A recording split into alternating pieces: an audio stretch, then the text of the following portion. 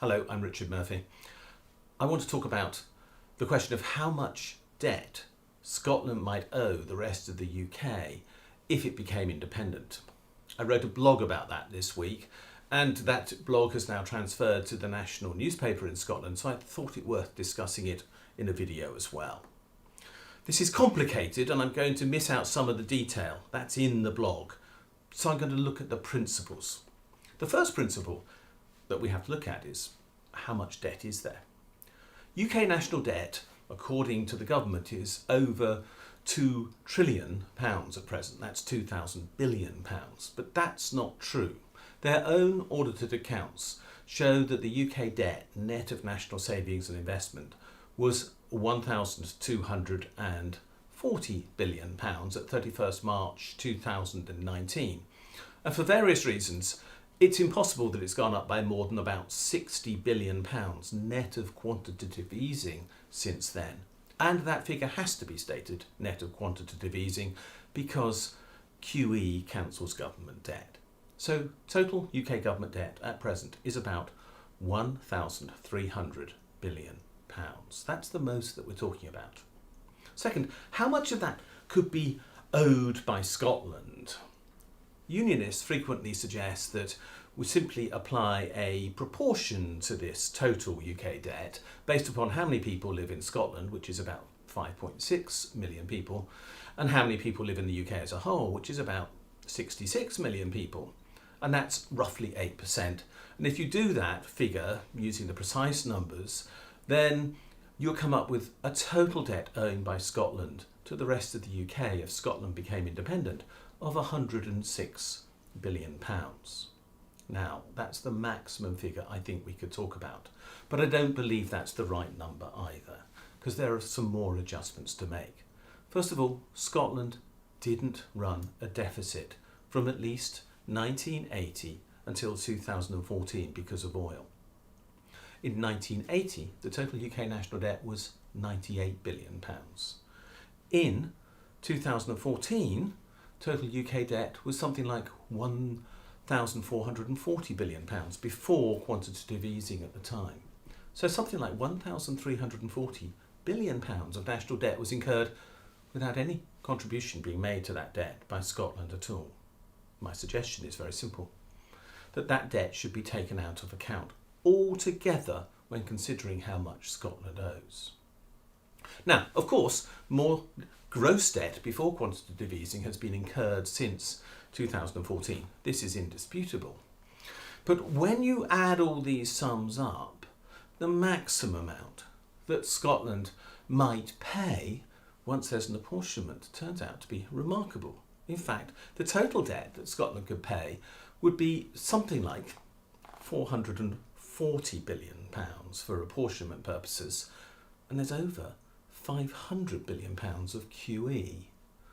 Put all that together and suddenly Scotland doesn't owe England money.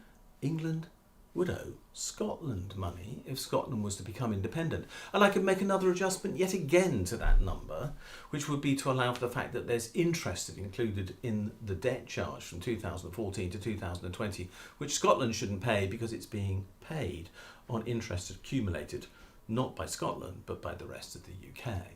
Now, my argument then is actually something like 20 to 25 billion is in fact actually owed by the rest of the UK to Scotland at present, once we adjust for the real debt number, apportion it correctly, taking oil into account, and allowing for appropriate and not inappropriate interest charges. There's another dimension to this.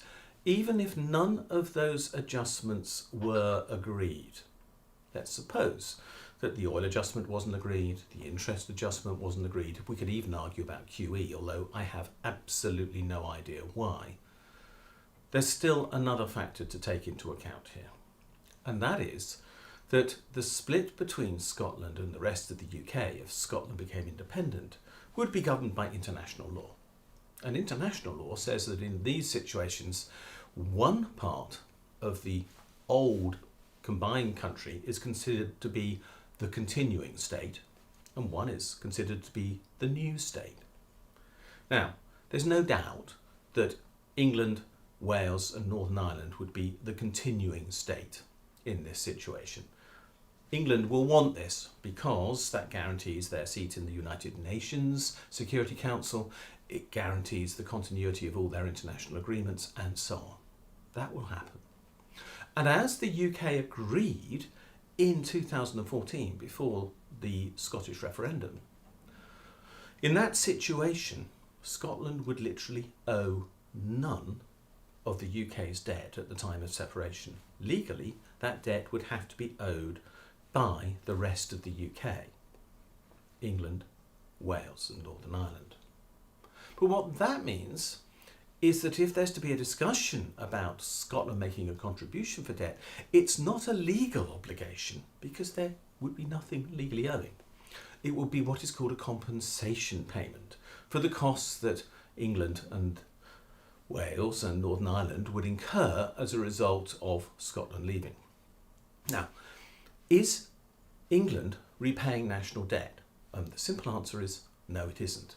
Since 1945, the UK as a whole has borrowed 1,740 billion or so pounds in total. It's gone up a bit, perhaps, since I did that calculation, but it'll do for now.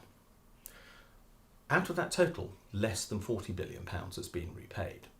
And in effect, nothing has been repaid for the last 19 or so years. In other words, England is simply not repaying its national debt now. We don't pay back the national debt at all, so why would Scotland be required to make compensation to England, Wales and Northern Ireland for repaying debt that they're not repaying? This is a simple concept on compensation payments. It's like making an insurance claim. You're not allowed to profit from an insurance claim. You're not allowed to profit from an accident claim if you were injured. You're only allowed to be put back in the position you were in. That's the legal concept. And if England, Wales and Northern Ireland aren't repaying their national debt, Scotland can't be asked to repay that national debt for them or to reimburse them for a cost they haven't got. In other words, so long as there is no English national debt repaid after Scotland becomes independent, Scotland won't have to pay a penny back for what is owing on the national debt, whatever the number I've already been discussing is. That leaves just one question left, and that is, would Scotland owe interest on this outstanding balance, which was probably never to be paid? Well, I think there is a reasonable claim to say that Scotland should pay on that. Now, of course, if England owes Scotland, that's another matter altogether. Would England be willing to pay Scotland? I'm not sure. But if we take the worst case example of Scotland owing 106 billion to England, and I stress that's the worst case example, and really I can't imagine that number arising, the maximum interest rate that England is now paying on its long-term national debt is 0.6%. In other words, the maximum that Scotland could compensate England, Wales and Northern Ireland with regard to interest owing would be 0.6% of that 106 billion, which is near enough 600 million a year. Now, 600 million pounds a year is a lot, but put this in the context of the Scottish national budget after independence, which is going to be something over 60 billion pounds a year, probably over 70 billion pounds a year. Put it in that context, and the payment is less than 1% of total government expenditure in Scotland after independence. Compared to what the UK as a whole has been paying in recent years, where that figure has run up to 6, 7 and even 8%, this is a tiny obligation to pay. In other words, if Scotland became independent, two things would happen. First, it wouldn't have to repay the UK national debt. Not any chance of that, because there's no legal basis for it being required to do so. And secondly, its interest obligations will tumble to one of the smallest in the world. Scotland won't be burdened by debt if it becomes independent. Scotland will be liberated from debt by becoming independent. And there's nothing that England, Wales and Northern Ireland can do about that, because this has already legally been agreed that they will assume the responsibility for the full debt, and compensation basis of payment, as basically laid out in common law, would require that no more than this 600 million a year, or maybe a lot less, be paid. What I'm saying is, the argument that Scotland can't afford to be independent because of the debts it will inherit is nonsense. Scotland can very definitely afford to be independent precisely because that will reduce the debt burden upon it. Its future is looking good. I'm Richard Murphy. If you're interested in what I've been talking about here, I will be making other videos around the Scottish economy. Please click the subscribe button below this video. Follow me on Twitter at Richard J. Murphy. Look at my blog, Tax Research UK. Yes, I know, Tax Research UK, but maybe that won't last forever. And I'll be talking to you again soon, I hope.